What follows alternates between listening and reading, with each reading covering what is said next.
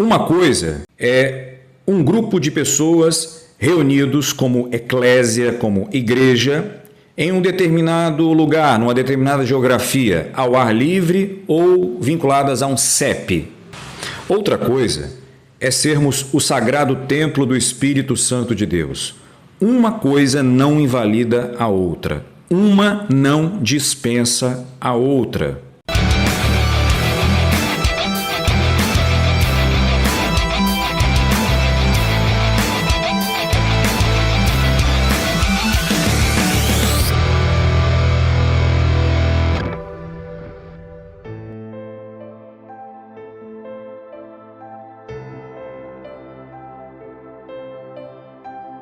Não existe, biblicamente, igreja de uma só pessoa. Igreja é plural. E isso fica muito claro em 1 Coríntios 12, quando Paulo vai ensinar aos coríntios a relevância da unidade, guarda essa palavra, unidade da igreja de Cristo. E para isso, pedagogicamente, Paulo vai comparar a igreja de Cristo a um corpo humano, onde Cristo é o cabeça e os membros, que somos nós, é o corpo. Contudo, Paulo está falando que esse corpo de Cristo, ele é um corpo sem divisão. Antes, devemos ser membros que cooperam com igual cuidado em favor uns dos outros. E ele acrescenta, no versículo 25, se algum membro sofre, todos sofrem com ele. Se algum membro é honrado, todos os outros se alegram com ele. Veja que Paulo está falando da unidade de uma igreja que tem problema. Toda igreja tem problema, né? Qual igreja não tem? Heresia é outra coisa, não vou nem voltar nisso. Heresia, você sai fora. Problema, você trata. Heresia, você sai fora dela. Vamos lá. Então, uma igreja problemática, mas eles estavam ali, reunidos. E Paulo está dizendo, olha, para com essa divisão, vocês não precisam disso. A glória toda é de Cristo. Ele é o Senhor de todas as coisas. A Ele a glória, é Ele que nos salva, o mérito de todas as coisas é dele. E Paulo está dizendo, olha, quando um membro sofre, todos sofrem com ele. Quando um membro é honrado, todos se alegram com ele. Eu sei que você vai dizer para mim, mas hoje em dia é difícil ver isso. A gente vê por aí pessoas que quando na dificuldade todo mundo está igual, mas se um prospera, roubou de quem? Enganou quem? Não é assim a natureza caída? A nossa natureza caída, depravada, não é assim? Já pensa assim? Por isso que nós temos que mortificá-la todos os dias. Por isso que nós temos que ir ao conselho da palavra de Deus. Se o teu irmão foi honrado, se alegre. Sabe por quê? Depois é você. Se você não foi honrado ainda, Deus vai te honrar. O que Deus não quer é que você nem eu fiquemos murmurando, nem reclamando, porque isso não agrada ao Senhor, além de trazer um prejuízo espiritual enorme para a nossa vida. No versículo 27 e 28 desse mesmo capítulo, Paulo ele vai falar do princípio inviolável da unidade do corpo de Cristo. Presta atenção. Ele diz assim, vocês são... Está definindo, vocês são o quê? O corpo de Cristo, vírgula, individualmente, membros uns dos outros. Individualmente, membros do corpo. Então aqui está a resposta para todos aqueles que dizem assim, eu sou igreja, eu sou igreja. Querido, desculpa, você não entendeu Bíblia até hoje, não entendeu.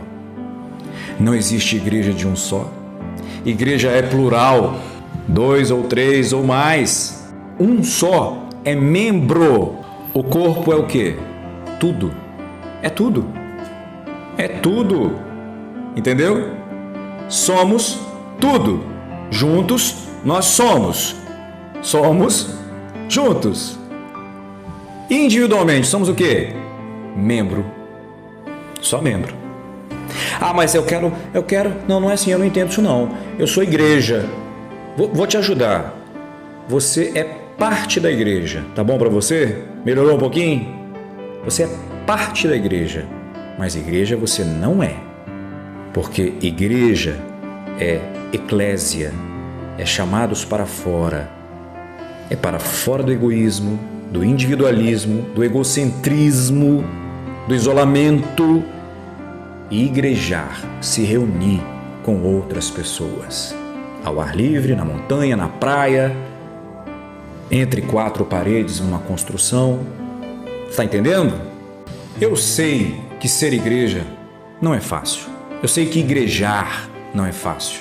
Você tem que conviver com pessoas diferentes de você, que têm temperamentos diferentes, pessoas que pensam diferentes, não gostam das mesmas coisas que você gosta, têm, às vezes, visões diferentes da sua. Eu sei. É assim mesmo. Eu tô nessa já, vai fazer o quê? Uns 36, 37 anos que eu tô nessa de igrejar. Eu sei disso, mas eu não parei. Já tive vontade de parar, já passei também por decepção, já vi muita coisa errada, já vi muita coisa podre que me deu vontade de parar. Parar, vou ficar em casa sozinho, eu com minha família. Já tenho um número suficiente. Tem eu, minha esposa e mais 2 filhas. Tá bom aqui, mas isso é muito pouco. Eu quero mais, entendeu?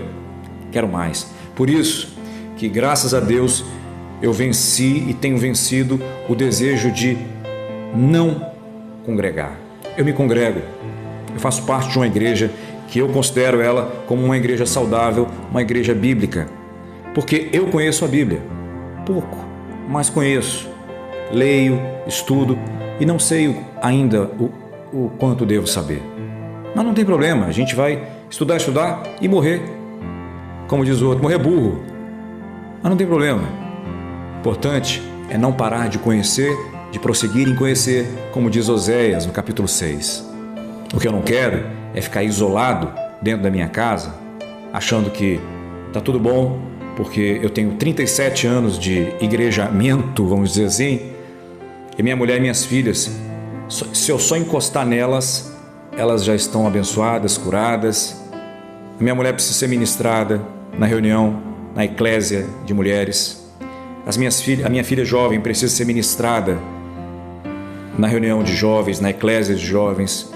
A minha filha, que é uma criança menor, precisa estar num ambiente sendo ministrada também pelo Espírito Santo maravilhoso de Deus, com outras crianças da mesma idade, com professores preparados biblicamente, preparados pelo Espírito Santo para liderar, para ensinar.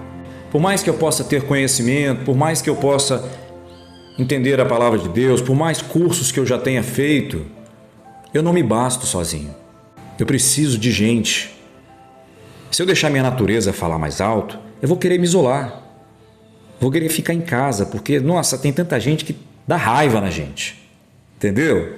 Mas não, a gente tem que vencer a carne, vencer o eu. Isso é a nossa natureza caída, gritando, clamando pelo isolamento. A gente tem que tomar muito cuidado, porque Satanás, ele está muito interessado nessa fatia de pessoas desigrejadas. É por isso que eu estou aqui pregando em nome de Jesus sobre a bênção que é, mesmo com todos os problemas e dificuldades, você está igrejado em nome do Senhor, em algum lugar, numa igreja bíblica. No capítulo 12, no versículo 4 de Romanos, Paulo ensina aos irmãos lá de Roma também sobre a doutrina da igreja como corpo de Cristo. E ele diz assim: somos um só corpo em Cristo. Veja, de novo, não é você que é uma igreja só em Cristo. Não sou eu que sou igreja.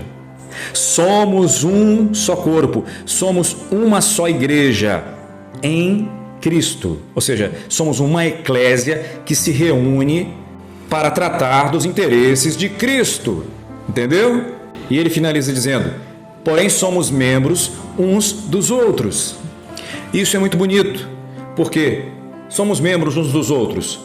O dedo, ele é membro da mão, a mão do braço, do antebraço, do ombro, a cabeça está vinculada ao corpo pelo pescoço, é um membro do outro, um membro serve ao outro. Tem suas dificuldades? Tem hora que tem que tratar, tem hora que tem que ir no médico. Espiritualmente falando, nosso médico é Cristo. Mas o exemplo está aí, todos juntos, igrejados para receber do cabeça a saúde espiritual. O ensino de igreja como corpo de Cristo estava crescendo em todas as igrejas, na província da Acaia, na província da Judéia, na província da Macedônia. Paulo estava ensinando a todas as igrejas essa doutrina fantástica, maravilhosa, revelada pelo Espírito Santo de Deus. É maravilhoso. Igreja é corpo de Cristo. Você sozinho não é igreja. Eu estou repetindo, para gravar mesmo. Se você chegar lá em Colossenses, por exemplo, capítulo, versículo 1, ele vai dizer para os colossenses: olha, vocês são o corpo de Cristo, a igreja de Deus.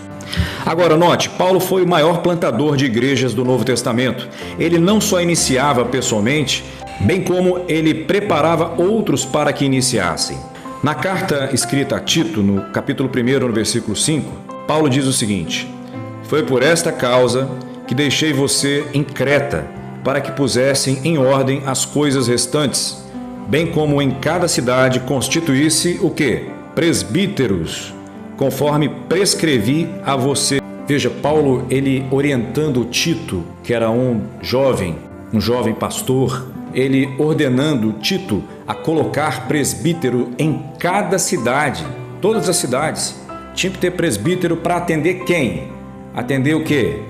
O governo? Não. Atender as igrejas, atender as pessoas nas reuniões, homens mais preparados, maduros, né? Aí Paulo prescreve como que deveriam ser esses homens, cheios do Espírito Santo, honestos, não dados a vinho, casados, maridos de uma só mulher, enfim, a lista é grande. Mas o que acontece é que a igreja estava se organizando espiritualmente para que toda ela tivesse a assistência do Espírito e vivesse e aprendesse a viver em unidade, sendo liderada por Deus através de homens ordenados para esse ministério.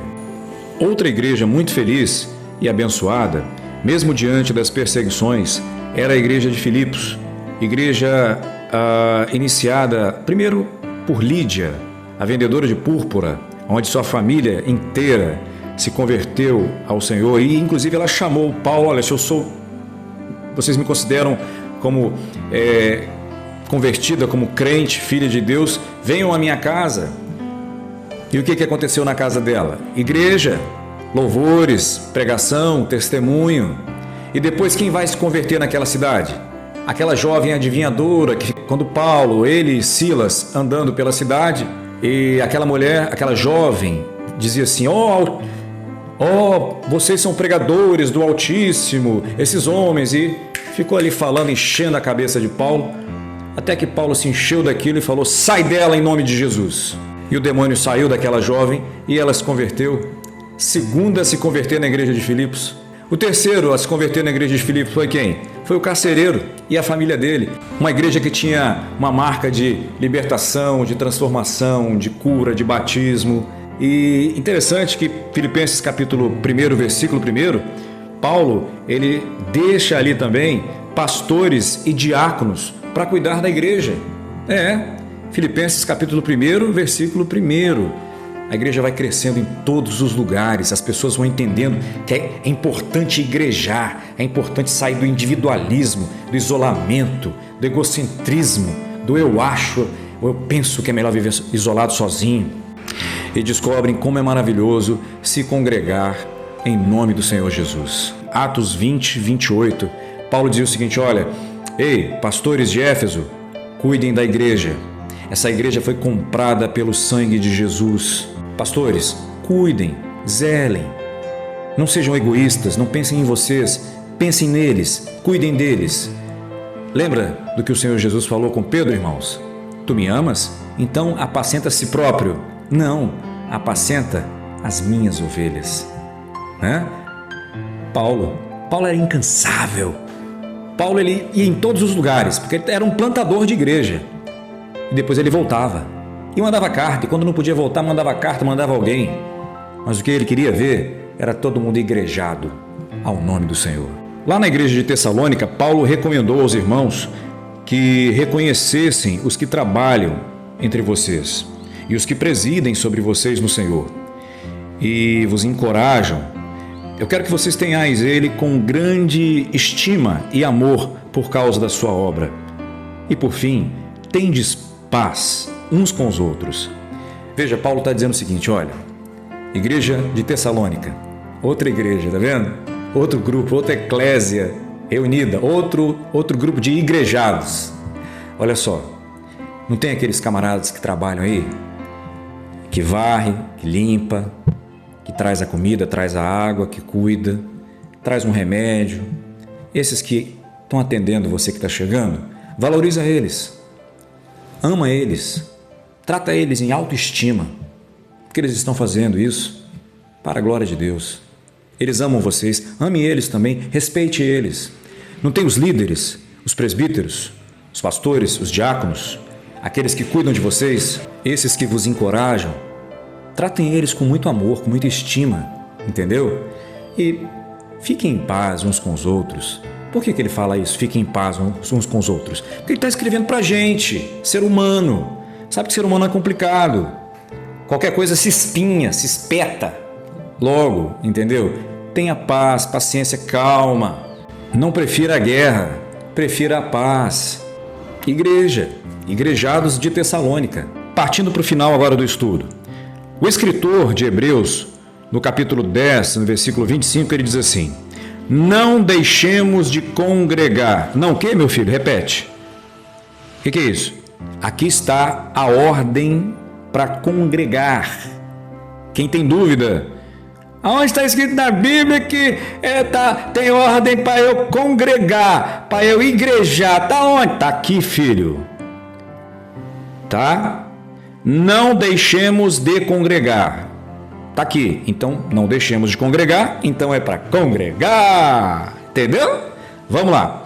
Segundo é o costume de alguns, mas procuremos encorajar-nos uns aos outros. Ainda mais quando vocês veem que se aproxima o dia. Que dia?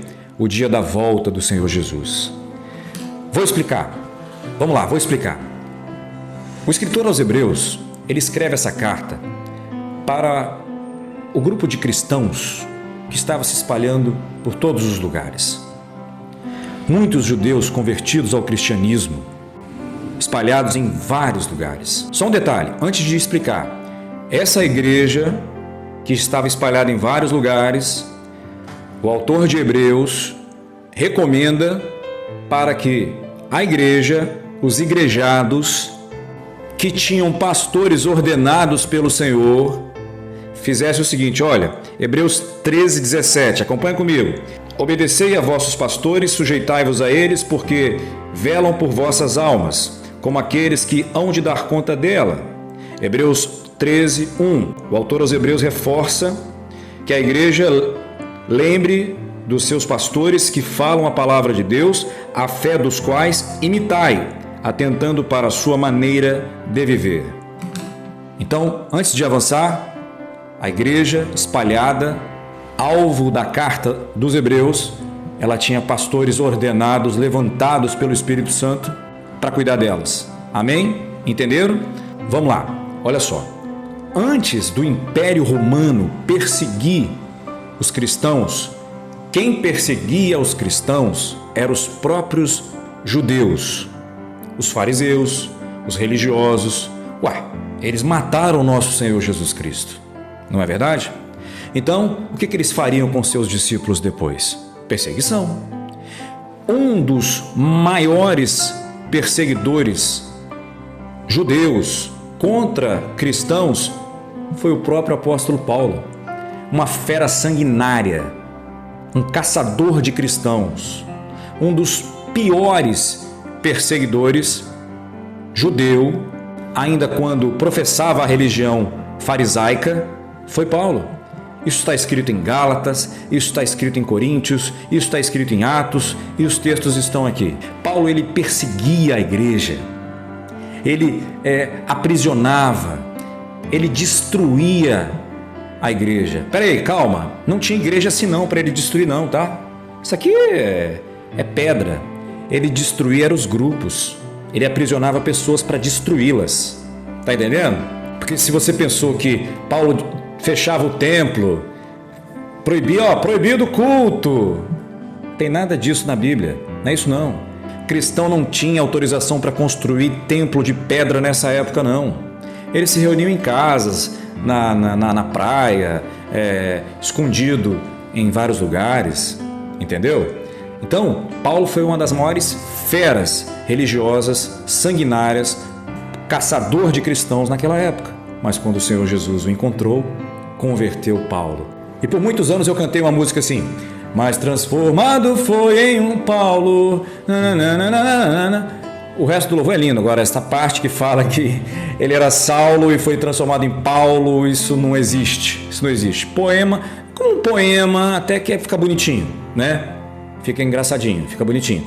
Mas não é. Não significa isso. E eu vou colocar aí na tela, vou escrever para você ver. Olha só, é isso aí, ó.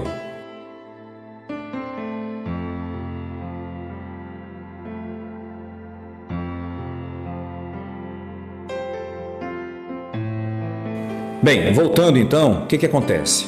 Quando os judeus que se convertiam ao cristianismo eram descobertos pelos outros judeus não convertidos, eles expulsavam os cristãos das sinagogas, alguns casamentos eram desfeitos, muitos perdiam seus empregos e a perseguição só aumentava. Acontecia até divórcio, a mulher virava cristã, o marido judeu não aceitava mais e vice-versa. O filho se tornava cristão, para fora de casa, expulso da sinagoga e tudo mais. E como eu disse, eles não tinham templos, tradicionalmente chamados de templos, para poder se reunir como os pagãos tinham, como os judeus tinham. O templo ainda não havia sido destruído, então eles tinham que se reunir em qualquer lugar. E quando o negócio apertava, eles se reuniam até nos cemitérios e nas catacumbas. Era nessas reuniões, na igreja, que eles encontravam ânimo, encorajamento, estímulo para permanecer firmes na fé e aguentar a perseguição. Eram encorajados a cuidar uns dos outros, adorar a Deus juntos e compartilhar sua palavra. Depois de muitos anos, lá pelo ano 313, o cristianismo sendo considerado religião ilegal, o imperador Diocleciano, se bem ou mal, passou a permitir a construção de lugares de reunião para os cristãos. Através do Edito de Milão do ano de 313. Desde então, os templos, prédios passaram a ser um símbolo da liberdade de culto público, sem intervenções brutais, perseguições e morte aos cristãos. Ainda hoje, temos no Brasil essa liberdade de congregar, de igrejar coletivamente. Talvez, no futuro, não tenhamos mais essa liberdade. E tudo volte a ser como no tempo das perseguições aos primeiros cristãos. De qualquer forma, uma coisa é certa: a Igreja de Cristo, a Igreja de Deus, que é o corpo de Cristo, continuará se reunindo até o fim, porque o dia se aproxima. O dia da volta de Jesus se aproxima e nós continuaremos igrejando até que Ele venha. A igreja continuará sendo edificada sobre o fundamento que é Cristo. Efésios 2, 20 a 22. Formada por santuários, que são pessoas dedicadas ao Senhor. Ela continuará crescendo, edificada para serem moradas de Deus no Espírito.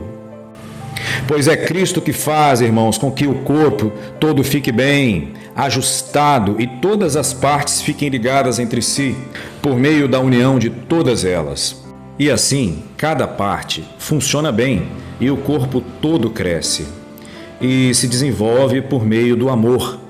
Efésios 4, 16. E finalmente, eu te digo uma coisa: eclésia é sair para fora. Para fora do que você acha, para fora do que você pensa, do isolamento, para fora do egoísmo, para fora do egocentrismo. E se unir a pessoas que professam a fé em Jesus Cristo, que querem viver biblicamente, que querem ter comunhão com Deus e uns com os outros. Procure igrejas assim, elas existem. Agora, não viva isolado. Por favor, não faça isso. Eu sou pastor e estou aqui, eu sou pastor, cuido da minha família. Eu sou pastor da minha família também. Mas isso não resolve. Eu preciso ser pastoreado. Entendeu? Eu preciso ser ministrado. Eu preciso de gente. Porque eu preciso pôr em exercício o que está na Bíblia. Eu não posso pegar um versículo isolado da Bíblia e transformar na minha religião, não. Eu preciso viver o Evangelho verdadeiro. E se para viver o Evangelho verdadeiro faz parte eu me igrejar, então eu me igrejarei até Jesus voltar. E é o que eu desejo para você e para sua família. Se essa palavra faz sentido para você, eu peço que você compartilhe. E que Deus te abençoe.